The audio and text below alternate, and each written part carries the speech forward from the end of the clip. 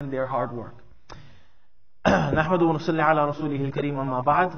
So yesterday I shared with you a hadith in which the Prophet ﷺ described three categories of people who the knowledge of the deen and sunnah reaches. And he gave an example of these three people and compared them to three different types of land. Just to summarize, one piece of land is that land that when the rain comes, it absorbs that rain and it transforms that rain into vegetation, fruits and herbs that people can benefit from. So people are benefiting, but it takes that water and it transforms it. The second type of land is a piece of land that accepts that water. It doesn't necessarily, it holds that water. It does not transform it, but it transfers the water itself to other people. So for example, rivers, etc., where it holds that water and people come to that water, they benefit from it, they quench their thirst, etc., etc.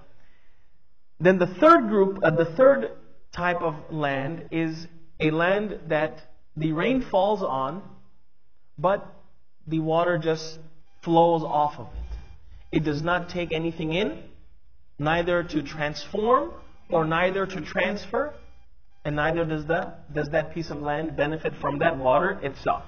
Now, these three pieces of land, the Prophet ﷺ explains. Now, he himself further explains these three pieces of land. The Prophet ﷺ has said, فَذَلِكَ مِثْلُ مَنْ فَقُهَ فِي الدِّينِ وَنَفَعَهُ بِمَا بَعَثَنِ اللَّهُ بِهِ فَعَلِمَ وَعَلَّمَ. The first group of people who transformed. So both of these, the first two groups, they both benefit and other people benefit from them. However, the first group of people that the Prophet ﷺ is referring to, that transform that water into something beneficial, are those people who sought the knowledge of deen. And it did not stop there, but they went into the deep end of that knowledge. So they didn't just get their toes wet. You know, some people, they sit on the pool and they flap their feet. They didn't just get their toes wet. They submerged themselves in that knowledge. They went into the deep end, gained a deeper, more comprehensive understanding of the sunnah. They analyzed the sunnah. They authenticated the sunnah. They sifted through the issues of deen and sunnah. And they, in order for the ummah to receive a organic version of the sunnah, and not something that is genetically modified by innovation. Okay? Now, these are people who are well versed from amongst the Sahaba, who are known as the fuqaha. These are those scholars amongst the Sahaba and amongst the predecessors, and the people after them who we know as the Aslaf, the Salaf al-Salihin, our pious predecessors, the scholars amongst them. Okay? And there are people till this day who have dedicated their entire life from the time they wake up till the time they go back to sleep, so that they can transform the sunnah and this knowledge into something that the general public can benefit from.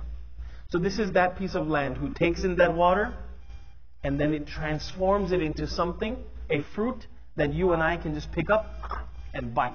Yes, this is my deen and this is what I do.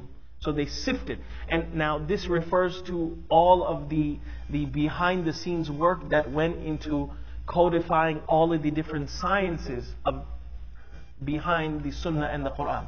Whether it's tafsir, whether it's the ilm of hadith, whatever it is, nahwa, grammar, anything that's affiliated with codifying the message that the Prophet ﷺ left us with, those are the people, the transformers. Okay? The second group, people who they came across the knowledge, but they didn't necessarily go into the deep end.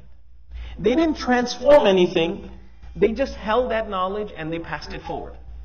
Which it's not empty of virtue. The Prophet ﷺ in many ahadith mentions, talks about the virtue of those people who benefit others through their knowledge. So these people are not necessarily people with deep understanding and expertise, but nonetheless, they took in knowledge and they forwarded it to other people. The Prophet ﷺ has said, نَضَّرَ اللَّهُ عَبْدًا سَمِعَ مَقَالَتِي فَوَعَاهَا ثُمَّ بَلَّغَهَا عَنِّي فَرُبَّ حَامِلِ فِقْهٍ غَيْرُ فَقِيهٍ وَرُبَّ حَامِلِ فِقْهٍ إِلَى مَنْ هُوَ أَفْقَهُ مِنْهُ. May Allah subhanahu wa ta'ala cause that slave to flourish who hears my words, and then he forwards it just as he heard it.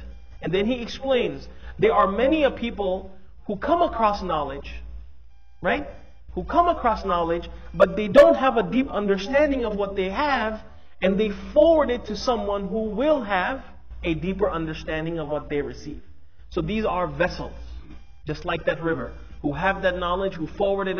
They are not in the same status as the first group, but nonetheless they have virtue. Then you have the third group, and the Prophet ﷺ explains, and the example of that person, لَمْ يَرْفَعْ بِذَلِكَ رَأْسًا. They never lifted their head. Now, they did not lift their head, وَلَمْ يَقْبَلْ هُدَى اللَّهِ, and they did not accept the guidance of Allah subhanahu wa ta'ala. Now, what does this mean? So, you are looking at me, you have your head up. That means you're interested in what I have to say. When you are interested in something, you have your head up and you listen attentively. But when you're not interested in something, for example, there's some lecture going on, some class, some professor is speaking, or Jum'ah khutbah. And then what happens when you're not interested? And then when the head does come up, they affirm everything. Yes, yes. Sadaq, sadaqt. Right? When you're not interested in something, you don't lift your head up.